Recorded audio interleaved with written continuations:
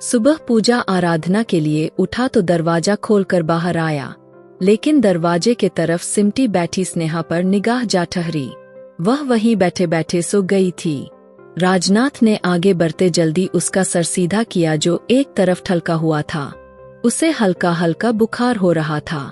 राजनाथ को खुद पर बहुत गुस्सा आने लगा। उसे बाहों में उठाए वह रूम में लाया और बिस्तर पर लिटाया था। उस पर कंबल उड़ा दिया। गहरा सांस भरते वक्त देखते सुबह नहा धोकर मंदिर में जल चढ़ाने चला गया, जबकि वह बुखार में तप रही थी। आनंद अंकल का 1 हफ्ते के बाद डॉक्टर ने ऑपरेशन की डेट दी थी। वह उस 1 हफ्ते में राजनाथ के साथ रोजाना हॉस्पिटल जाती। बाप की सेवा करती राजनाथ उसके बिल्कुल साथ साथ था। उस रात की कोई बात दोबारा राजनाथ ने नहीं दोहराई और ना ही स्नेहा ने। दोनों को अब आनंद की बहुत फिक्र लग रही थी। और फिर ऑपरेशन का दिन भी आ गया। हिंदुस्तान में भी सबको बता दिया गया। सभी उनके लिए प्रार्थना कर रहे थे। ऑपरेशन के दिन वह सारा वक्त अस्पताल के कॉरिडोर में बैठी सोचों में डूबी हुई थी। पापा को कुछ हो गया तो वह उसके आगे कुछ सोच ही नहीं पा रही थी। उसके सामने वह औरत दिखाई दी, वही शान शौकत, वही नखरीला अंदाज, लेकिन कदमों में लड़खड़ाहट, चेहरे पर परेशानी, आंखों में नमी। चीख चीख कर कह रही थी कि वह अपने पति की बीमारी की खबर सुनते यहाँ पहुंची है। और उनके साथ राजनाथ को देखते स्नेहा के दिल में गुस्से की टीस उठी थी। जिस तरह वह उसके पिता का ख्याल रख रहा था, स्नेहा के दिल में अपनी जगह बना रहा था। पर अब उसे अपनी इस जारी मां के साथ देखा तो एक बार फिर से नफरत ने उसे घेर लिया। वह ऑपरेशन थिएटर के बाहर अपने पति को देखने के लिए खड़ी हुई थी। फिर वह रोते हुए एक बेंच पर बैठ गई। स्नेहा अपनी जगह बुत बनी खड़ी रही। हौसला रखिए, वह ठीक हो जाएंगे। राजनाथ ने उसके पास बैठे उनके कंधे पर हाथ रखते थपकी दी। वह उसके कंधे पर सर रख गई और रोते हुए सरना में हिलाया। ना जाने क्यों स्नेहा को यह सब बिल्कुल भी बर्दाश्त नहीं हुआ। कैसे वह राजनाथ के कंधे पर सर रख सकती है। और राजनाथ ने उन्हें अपना कंधा भी दे दिया। वह पहली बेटी थी जो उसकी इस तरह के व्यवहार पर जल रही थी और अपना मुंह फेर लिया था। स्नेहा अपने पीछे उनकी आवाज सुनती चौंकी और जरा सा पलटी। मेरी बच्ची, वह रोती उसे अपने सीने से लगाने को तड़पी थी। आगे बढ़ी कि स्नेहा 4 कदम उनसे दूर हुई।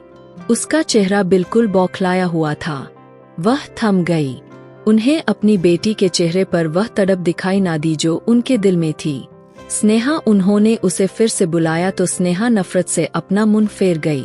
उसने उससे बात करना भी गवारा ना किया। कल्पना ने पलटकर राजनाथ को देखा तो उसने तसल्ली दी। उन्हें वापस बिठा दिया। अभी गुस्सा है, थोड़ा वक्त दो, ठीक हो जाएगी। मुझे गुस्सा नहीं राजनाथ, मुझे उसकी आंखों में मेरे लिए नफरत दिखाई दी है। वह मुझसे नफरत करती है। हिचकियों से रोती बोली, जब सारी सच्चाई जानेगी तो खुद ब खुद आपसे माफी मांगेगी। वह अभी बहुत आराम से उन्हें तसल्ली दे रहा था। फोन पर हिंदुस्तान से आई कॉल अटेंड करने के लिए वहां से उठता बाहर आ गया। कुछ वक्त के बाद कल्पना स्नेहा के पास बैठी। उसके कंधे पर हाथ रखा तो वह दूर हटी।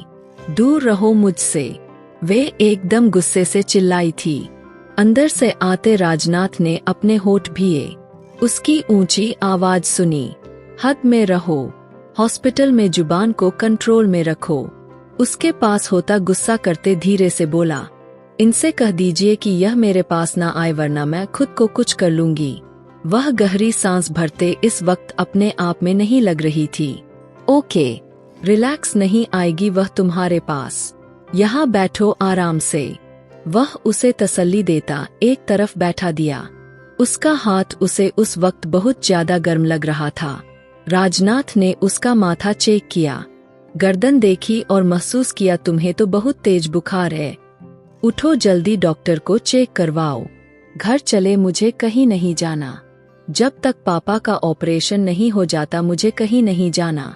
वह जिद्दी लड़की फिर से जिद लगा चुकी थी। आंखों में नींद थी, चेहरे पर थकन थी, दिल में बस एक ही प्रार्थना, पापा ठीक हो जाए। करीब 5 से 6 घंटे ऑपरेशन के बाद डॉक्टर बाहर आए। राज उनको पुकारा। स्नेहा भी धीरे से कदम उठाती पास आई। मेरे पापा, उसकी आवाज कांप रही थी। डॉक्टर ने मास्क नीचे किया, हल्का सा सांस लिया। आपके पापा बहुत किस्मत वाले हैं। हमने कामयाबी से ट्यूमर निकाल दिया है। स्नेहा की आंखों में नमी तैर गई। हे भगवान, तेरा बहुत बहुत धन्यवाद है। वह थर-थर कांप रही थी, आंखें नीचे, लेकिन अभी वह आईसीयू में ही थे। कम से कम 6 से 7 घंटे बाद ही होश में आएंगे। उस बीच हम उनका बीपी, ऑक्सीजन और यह सब मैनेज करेंगे। उनकी बात सुनते स्नेहा की टांगों से जैसे जान निकल गई। राजनाथ ने जल्दी उसे संभाला। बुखार की हद बढ़ रही थी। राजनाथ ने उसे अपने साथ लगाया। राजनाथ बेटा, तुम इसे घर ले जाओ, उसकी तबीयत ठीक नहीं लग रही। जी आंटी, आप भी घर चलिए। नहीं, मैं यहीं रहूंगी उनके पास। मेरी फिक्र ना करो, तुम्हारी आंटी ने इतनी ठोकर खाई है, अब बहुत मजबूत हो गई है। तुम जाओ, उसे ले जाओ। कुछ खाकर मेडिसिन लेकर रेस्ट करेगी तो शायद ठीक हो जाएगी। वह स्नेहा के चेहरे को प्यार से छूने लगी कि वह आंखें नीचे ही राजनाथ के सीने में मुंह छुपा गई, जैसे वह बताना चाह रही हो कि राजनाथ मेरा है और पापा भी मेरे हैं, हमसे दूर रहिए। वह बोली तो नहीं, लेकिन एहसास ही दिला रही थी। मेरा फोन नंबर आपके पास है, कोई भी समस्या हो, किसी चीज की भी तुम्हें जरूरत हो, मुझे जल्दी कॉल कर लेना। वह उन्हें बताता स्नेहा को लेकर बाहर गाड़ी में बैठा। गाड़ी रोड पर डाल चुका था। अपने दोस्त प्रशांत को भी कॉल कर चुका था, वह अस्पताल पहुंच जाए। वह हमेशा हर मौके पर उसका साथ देता था और स्नेहा की आंखें बंद थी और उसके दिमाग पर उस वक्त हथौड़े बरस रहे थे। जरा सी आंखें खोलकर देखना चाहा। राजनाथ के मजबूत हाथों पर निगाह जा ठहरी। उसके हाथ बहुत खूबसूरत थे। उसके सफेद हाथ पर उसकी निगाहें बार बार जा रही थी। एक दिन इसी हाथों पर उसने छड़ी मारी थी। उसका दिल उससे नफरत में हुआ था। यह सब सोचते सोचते वह घर आ गया था। वह उसे अपनी बाहों में भर गया, अंदर लाया, मैडम को अपने पापा के लिए बुलवाया उनकी देखभाल करने के लिए, और यह खुद ही बीमार होकर बैठ गई है और अब अपनी सेवा करवाने लगी है। तुम मत करो सेवा, जाइए अपनी आंटी के पास। वह जो उसे बिस्तर पर लिटा रहा था उसकी बात सुनते थमसा गया। वह तुम्हारी भी कुछ लगती है। कुछ नहीं लगती मेरी, वह सब मतलब के है। मुझे उनकी शक्ल भी नहीं देखनी। आप मुझे हॉस्पिटल से क्यों लेकर आए? वह मेरे पापा को कुछ कर देगी। पागल हो गई हो? वह पत्नी है उनकी, अपनी जान से भी ज्यादा प्यार करती है उनसे। राजनाथ ने उसे टोका। झूठी औरत सिर्फ खुद से प्यार करती है, उन्हें सिर्फ अपनी जीत प्यारी है। वे बैठ के सिरहाने से टेक लगाते अपना सर थाम गई। वह चुप से बाहर जाता उसके लिए खाना ट्रे में ले आया। मुझे भूख नहीं है, मैं नखरे उठाने वालों में से नहीं हूँ। तुम खाना खाओ, मेडिसिन लो और ठीक हो जाओ। अगर पापा के पास जाना है तो वह उसे धमकी दे रहा था। भूख से उसकी तबीयत बेहाल हो रही थी, इसलिए बिना नखरा किए खाना खा लिया।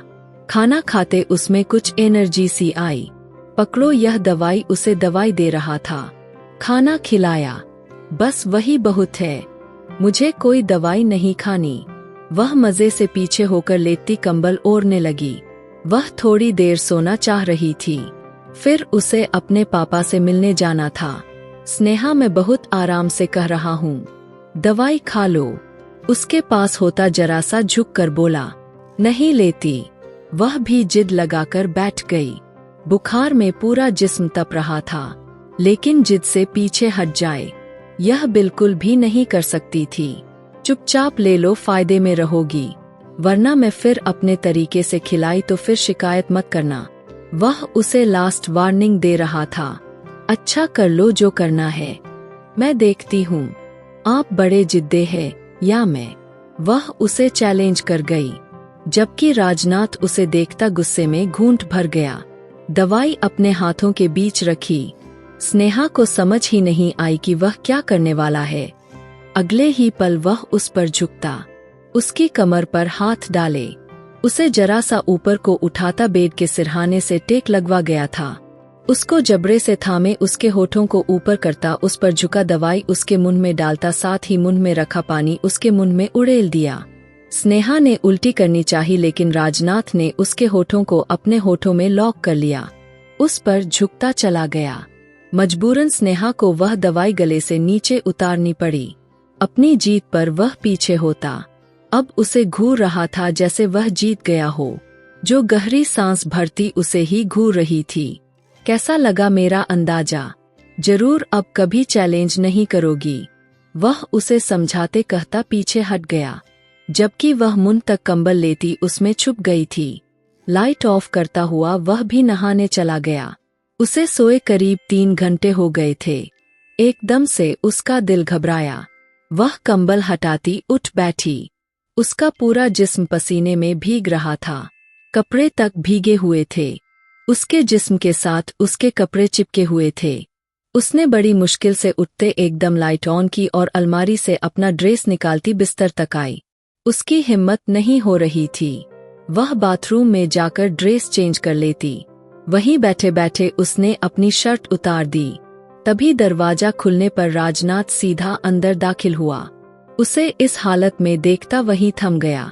स्नेहा उसे यूं बेधड़क अंदर आता देख अपनी होश की दुनिया में वापस लौटी। जल्दी से खुद को ढकना चाहा, जबकि राजनाथ अपना मुंह फेर चुका था। आप जिधर दिल करता है मुंह उठाकर आ जाते हो, वह रोते हुए बोली। जल्दी से चेंज करो, हॉस्पिटल भी जाना है। मैं तो तुम्हारा बुखार चेक करने आया था। तुमने तो अपने जिस्म का खुद दीदार करवा दिया, तो मैं क्या करूं? वह भी एक तरफ गर्दन तिरछी किए बोली थी। आप आने से पहले दरवाजा नोक करके आ जाते, वह 2 टुक जवाब देता। अब बाकायदा उसके तरफ मुड़ा। वह अभी तक अपनी शर्ट हाथ में थामे मुंह खोले उसे अपनी तरफ आता देख रही थी। पत्नी हो मेरी, मैंने शादी की है तुमसे, तुम्हें देखने का मेरा पूरा हक है। उसकी आंखों की ताक को देखते स्नेहा ने खुद पर पूरा कंबल किया और मुंह छुपा लिया। प्लीज बाहर जाइए, मैं चेंज करके आ जाती हूँ। एक शर्त है। वह उस पर झुकता उसके पीछे बेड से टेक लगा गई। अस्पताल जाकर मम्मी से कोई बदतमीजी नहीं करोगी, वह उसे समझा रहा था और वार्निंग दे रहा था उस औरत के लिए जिसे वह देखना भी नहीं चाहती थी। आप मुझे धमकियां मत दो, मैं डरती नहीं आपसे। और उस औरत से मम्मी है, तुम्हारी तमीज से नाम लो उसका। राजनाथ ने उसे टोका। मुझे उससे कोई संबंध ही नहीं रखना, समझे आप? और हाँ, दूर हटो मुझसे। वह मुंह बनाते पीछे हटने लगी। लगता है उस दिन का काटा हुआ भूल गई हो। उसके गर्दन को देखते उस दिन को याद दिलाने लगा। स्नेहा वह पल याद करती झुलस गई थी। अब अगर यूं दोबारा आपने ऐसी हरकत की तो बदले में आपको भी वही सब मिलेगा। इस बार भी गुस्से से बोली थी। तुम फिर मुझे चैलेंज कर रही हो। एक ही पल में राजनाथ की आंखों में खुमारी उभरी थी। दूर हटिए। स्नेहा का जिस्म कांप उठा, सांस भारी हो गई। तभी वह दिल की बात करता। उसके बालों में हाथ डाले। उसकी साफ मुलायम गर्दन पर झुकता हुआ बिल्कुल पागल हो गया था। वह धीरे से उसके गर्दन को होठों में भरता। एकदम उस पर दांत गड़ा गया। स्नेहा जरासी सिसकी थी। उसे पीछे हटाना चाहा। उसके कंधे पर नाखून गाड़ गई। राजनाथ ने उसकी दोनों कलाइयों को थामे पीछे तकिए पर गिरा दिया और प्यार से अपना कार्यक्रम चालू रखता गर्दन पर निशान छोड़ता चला गया और वह चीखती हुई खुद को छुड़ाने की नाकाम कोशिश करती रही। ऐसे में कंबल उसके जिस्म से फिसलता चला गया। वह अपना काम करता जरा सा पीछे हटा तो बेहद दिलकश नजारा उसे देखने को मिला तो वह अपनी पलकें झपकना भूल गया था। वह उसकी नजरों का बहाव देखती, नम आंखों से उसे देखती, जल्दी से खुद को ढकती, उसकी गर्दन पर मुंह डालते अपने दांतों में उसकी गर्दन को चूमता। राजनाथ ने अपने हंठ खींचे तो उसने लपक कर उसके गर्दन को अपने दांतों में भर लिया था। उसने काफी दर्द सहा था पर वह तो चिपक ही गई थी किसी जोम्बी की तरह। उसका सांस उतरने के दर पर थी। उसे पीछे हटाना चाहा लेकिन वह तो और ज्यादा गुस्से में उसको जगहजग काटती। मजबूरन राजनाथ उसे पीछे हटाने के लिए उसकी धड़कनों को मुट्ठी में भर गया। वह चीख मारती एकदम पीछे हटी। दोनों ही अगले पल एक दूसरे से दूर हुए थे। राजनाथ अपने गले को पकड़े उसे घूरता रहा, जबकि वह कंबल को खुद पर ओढ़े गुस्से में भरी नजरों से घूरा था। वक्त आने दो, गिन गिन के बदले लूंगा तुमसे, ऐसी ऐसी जगह काटूंगा कि तड़पती रह जाऊंगी। वह माथे पर बल डाले धमकी देता बाहर निकल गया। बहुत हीरो बनता है। आया बड़ा मुझे सिखाने वाला। अपनी बारी में कैसे तिलमिला गया। अपने कारनामों पर खुद को सराहती ड्रेस चेंज करने लगी। फिर से उसके शरारत याद आ गई। बदतमीज मेरे साथ कैसे वह सब कर रहा था। पापा ने शादी क्या करवा दिया, अब मुझ पर अपना हक जताने लगा है। बेशर्म कहीं का। पहले तो ऐसा नहीं था। ना जाने क्यों इतना बदल गया है। स्नेहा बदल तो तुम भी गई हो। दिल ही दिल में उसे चाहने लगी हो। उसका चूमना तुम्हें बहुत अच्छा लगता है। इस बात को स्वीकार कर लो। ऐसा बिल्कुल नहीं। वह खुद से लड़ रही थी, लेकिन इतना ही उलझती जा रही थी। आनंद साहब को होश आ गया था। अपने सामने बेटी की जगह सबसे पहले पत्नी को देखते वह एकदम खाली खाली नजरों से उसे देखने लगे। अगले ही पल आंखें मूंद ली। वह उनसे नहीं मिलना चाहते थे। अंकल आप ठीक है? राजनाथ की आवाज उनके कानों से टकराई तो उन्होंने आंखें खोली। स्नेहा कहाँ है? बड़ी मुश्किल से बोले। उन्हें अपनी बेटी चाहिए थी और फिर बेटी से मिलकर वह तो जी उठे। स्नेहा अपने पापा को ठीक देखकर भगवान का धन्यवाद करती नहीं थक रही थी। करीबन 10 दिन के बाद उन्हें अस्पताल से डिस्चार्ज कर दिया गया था। राजनाथ उन्हें घर ले आया था, जबकि कल्पना आंटी को भी साथ लाना नहीं भूला था। दोनों बाप अब उससे बायकाट करके बैठे हुए थे, लेकिन वह फिर भी हिम्मत नहीं हारी थी। वह अब काफी हद तक ठीक हो गए थे।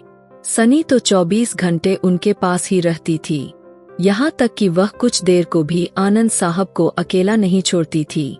कहीं कल्पना उनके पास ना बैठ जाए, उनसे बात ना कर सके। मजबूरन एक दिन राजनाथ को उसे घर से दूर ले जाना पड़ा और यह सब उसने प्लानिंग से तय की थी। कल्पना को फोन कर दिया। वह आज रात आनंद अंकल के पास रुकेगी। कबाब में हड्डी को वह ले गया।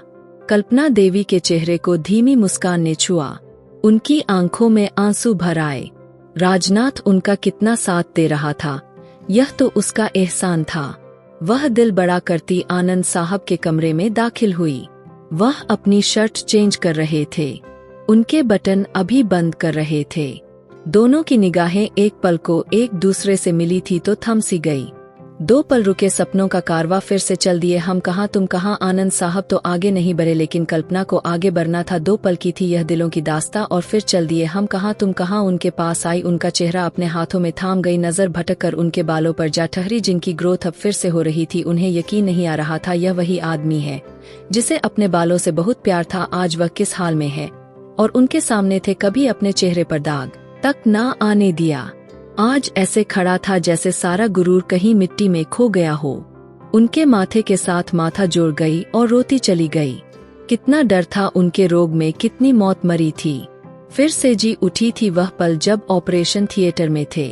वह पल उनके जिंदगी के परेशानी के पलों में से थे। वह उनके चेहरे पर हंठ रखकर बिलक उठी थी।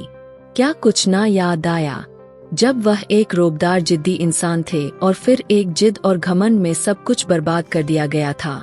मुझे माफ कर दो आनंद, मुझे माफ कर दो। वह माफी मांगने लगी। आनंद ने गहरी सांस भरते उन्हें देखा। गलती मेरी भी है कल्पना, माफी मत मांगिए। वह उनके हाथ पीछे करते गंभीरता से बोले, लेकिन शब्द उतना ही धीमा था।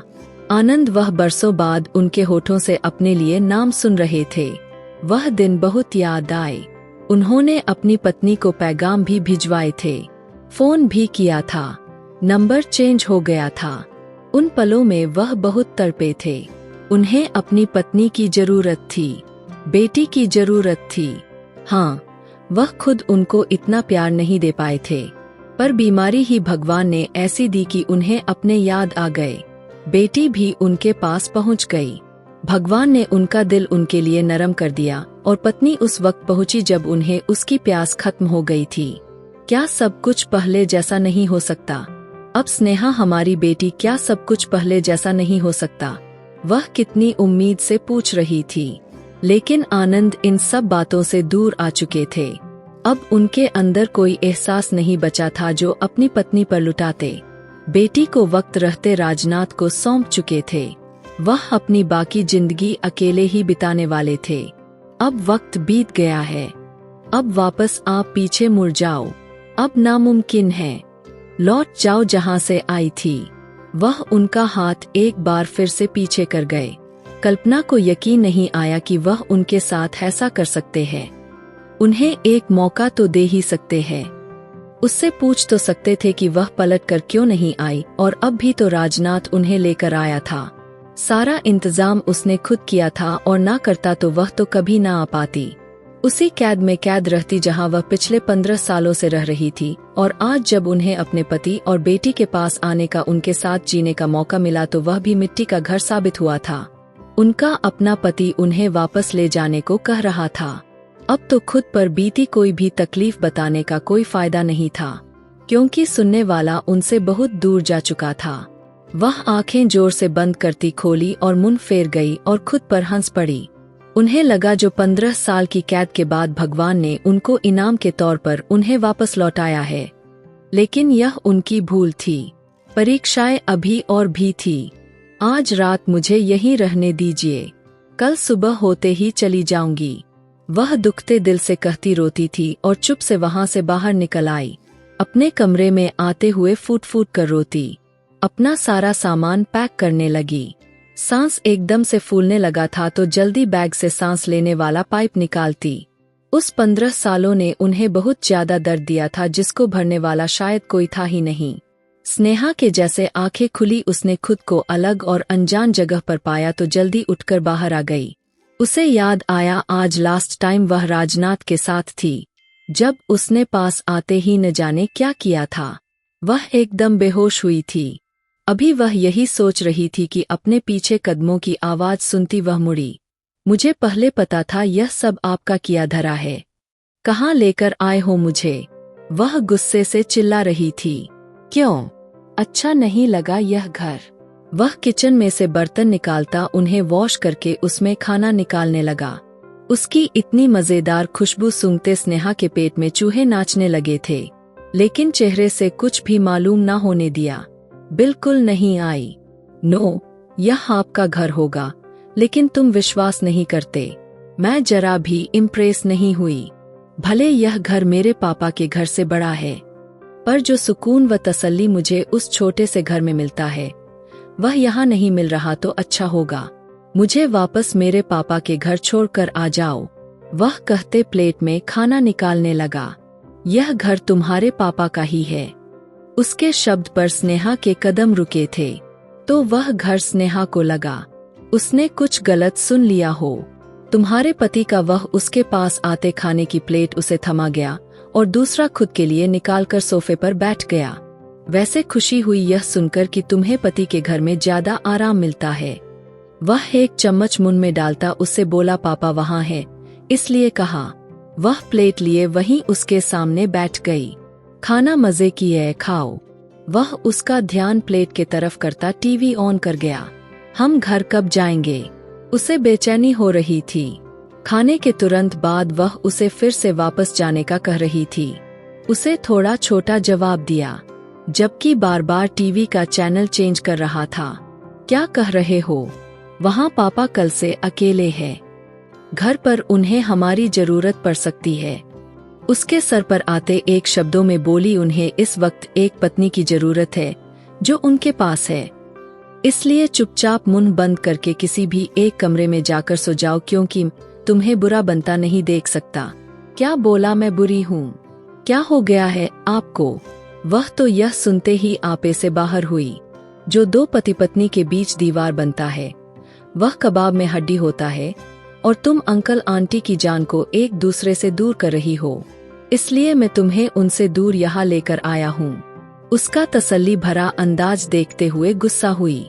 मतलब आपने प्लानिंग करके मुझे, आपको क्या लगता है आप मुझे यहाँ रोक लेंगे? मैं अभी इसी वक्त वापस जाऊंगी। अगर तुम 2 मिनट में अंदर कमरे में ना गई तो फिर मैं तुम्हें तुम्हारे पति से मिलवाऊंगा, और मुझ पर विश्वास करो, अपनी पत्नी से मिलने को पति सच में बहुत बेचैन है। उसे सर से पैर तक गहरी निगाहों से देखते हुए उसे डरा गया था।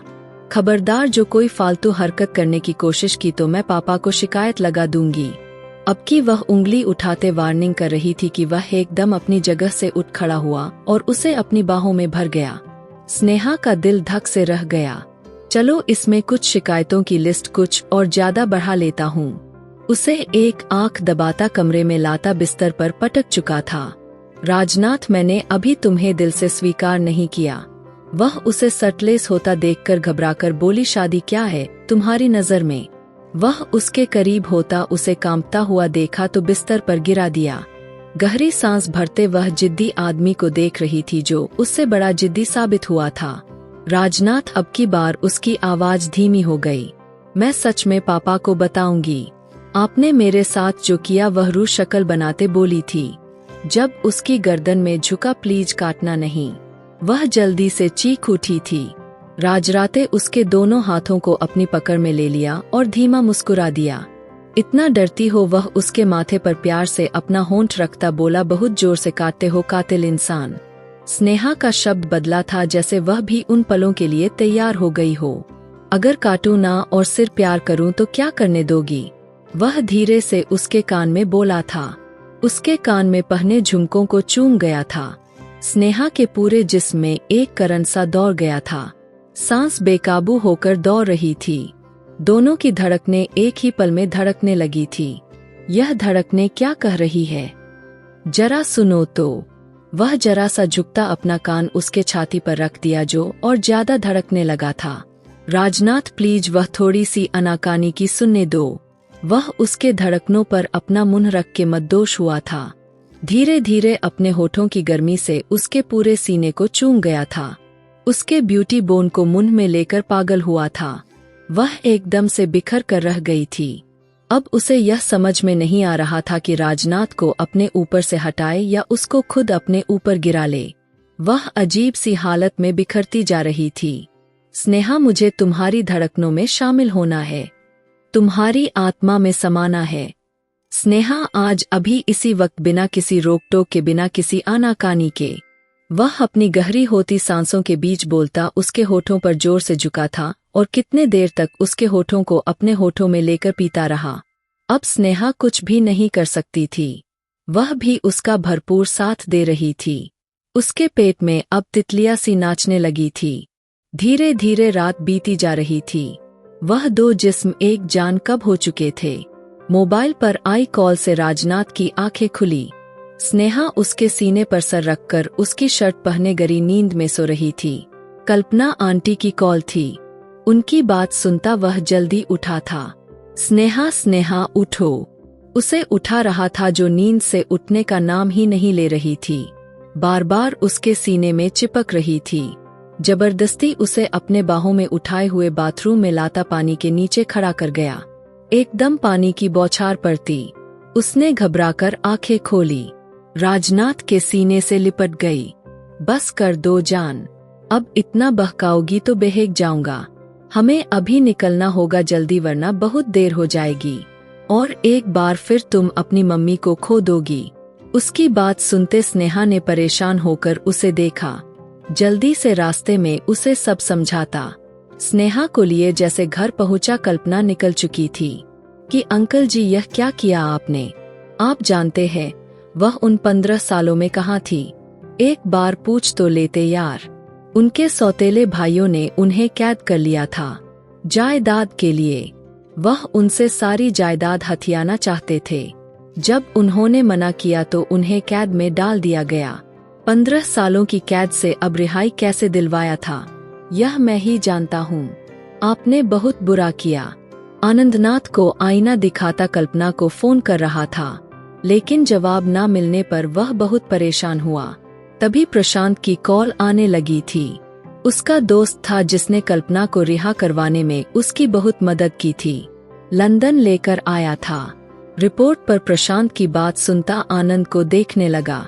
वह उसी दलदल में वापस जा रही है। अंकल खुश हो जाइए, राजनाथ दुखी दिल से बोल उठे, जबकि स्नेहा की आंखों में भी आंसू बह रहे थे। रास्ते में उसकी माँ की सारी सच्चाई उन्हें बता चुका था। उसकी सारी शिकायतें दूर हो गई थी, लेकिन उसे अपनी मम्मी से माफी मांगने का मौका न मिला। पर अभी भी देर नहीं हुई थी। वह जल्दी गाड़ी में बैठे एयरपोर्ट के लिए निकलते वहां पहुंचे तो जहाज उड़ान भर चुका था। वह तीनों वहीं खड़े रह गए। वह उन्हें सजा दे गई थी हमेशा के लिए। आनंद की आंखें भीग गई थी। थके कदमों से आनंदनाथ पलटे तो वह सामने ही खड़ी मुस्कुरा रही थी। आनंद ने उन्हें बाजू से खींचकर अपने सीने से लगा लिए। राजनाथ ने पास खड़े प्रशांत को देखते धन्यवाद किया। स्नेहा भी रोते ही हंसती राजनाथ के कंधे पर अपना सर टिका गई तो उसने उसे अपने बाहों में ले लिया। कल्पना ने अपने पति के आंसू पोंछे और स्नेहा राजनाथ के तरफ मुड़ती अपनी बाहें उनके लिए खोल दी, जो स्नेहा उनकी बाहों में जा समाई और राजनाथ उनके माथे पर किस कर रहा था। फोन पर वह अपने दादा दादी को यह खबर सुना रहा था कि वे लोग हिंदुस्तान आ रहे हैं। अंकल आंटी की फैमिली को एक होता देख वह खुश हो रहा था। राजनाथ 12 साल का था। तब राजनाथ योगीनाथ के फैक्ट्री में रात को पार्ट टाइम जॉब करता था और दिन में वह स्कूल जाता था। राजनाथ उसके काम को देखकर बहुत खुश होते थे। एक दिन योगीनाथ ने उनके फैमिली के बारे में पूछा तो उन्हें पकड़कर रो दिया। बोला कि मैं अनाथ हूँ, मेरे मम्मी पापा बचपन में ही मर चुके हैं। मेरे चाचा चाची ने मुझे बचपन में ही किसी होटल वाले को बेच दिया था। वह उस होटल में दिन रात काम करता था, लेकिन उसे पढ़ने का बहुत शौक था। एक दिन उस होटल में कोई औरत खाना खाने के लिए आई। राजनाथ ने उस औरत की बहुत खातिरदारी की थी। उस औरत को राजनाथ बहुत पसंद आया था। उसने राजनाथ से पूछ लिया, तुम इतने छोटे हो, तुम इस होटल में काम क्यों कर रहे हो? राजनाथ ने उस औरत को अपनी पूरी दास्तां सुनाई।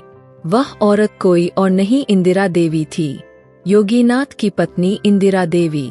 उस बच्चे को वहां से बचाकर ले आई और राजनाथ का एडमिशन करवा दिया। अब राजनाथ स्कूल जाता, रात को जाकर उनके फैक्ट्री में अपने पेट के लिए काम करता। यह देख योगीनाथ उस पर बहुत खुश हुए थे और उसे गोद ले लिया था और उसे अपने घर में रख लिया। योगीनाथ का वह सबसे चहेता बच्चा था। योगीनाथ और इंदिरा देवी के लिए अपनी जान भी दे सकता था। उसने खूब मन लगाकर पढ़ाई की। जब राजनाथ घर पर रहने लगा था उस वक्त राजनाथ 15 साल का हो चुका था और स्नेहा 8 साल की थी। स्नेहा और उसके कजन की वह बहुत ध्यान रखता था। सभी राजनाथ से बहुत प्यार करते थे। वे लोग किसी काम को कह देते तो राजनाथ किए बगैर पीछे नहीं हटता था। योगीनाथ के कहने पर ही स्नेहा से शादी करने के लिए तैयार हुआ था। योगीनाथ ने राजनाथ को अपना घर का दामाद बनाने के लिए सबकी राय ली थी और सभी इस बात से सहमत थे सिवाय स्नेहा के। और आज स्नेहा भी राजनाथ को बेहद चाहने लगी थी क्योंकि राजनाथ एक बहुत अच्छा इंसान साबित हुआ था जिसने पूरे फैमिली को एक धागे में जोड़कर रखा था। कैसी लगी राजनाथ और स्नेहा की प्रेम कहानी मुझे कमेंट में जरूर बताना। मेरी वीडियो आप लोग जहां कहीं से भी देखते हैं, कमेंट में अपने शहर और राज्य का नाम जरूर बताइए। मुझे आप लोगों के कमेंट पढ़ने में बहुत आनंद आता है और मैं उन सभी का बहुत धन्यवाद करना चाहती हूं जो लोग मेरी वीडियो को देखते हैं, लाइक करते हैं और शेयर करते हैं। अगर आपको आज की कहानी पसंद आई है तो वीडियो को जरूर लाइक कीजिएगा और अपने दोस्तों के साथ शेयर भी कीजिएगा। और हाँ, अगर आपने अभी तक हमारे चैनल को सब्सक्राइब नहीं किया है तो जरूर सब्सक्राइब कर ले। मिलते हैं हम अपनी कल की एक और नई दिलचस्प कहानी के साथ। मुझ पर सदा अपना प्यार और स्नेह बनाए रखें। सभी को मेरा प्यार भरा नमस्कार दोस्तों। खुश रहें, स्वस्थ रहें, मस्त रहें।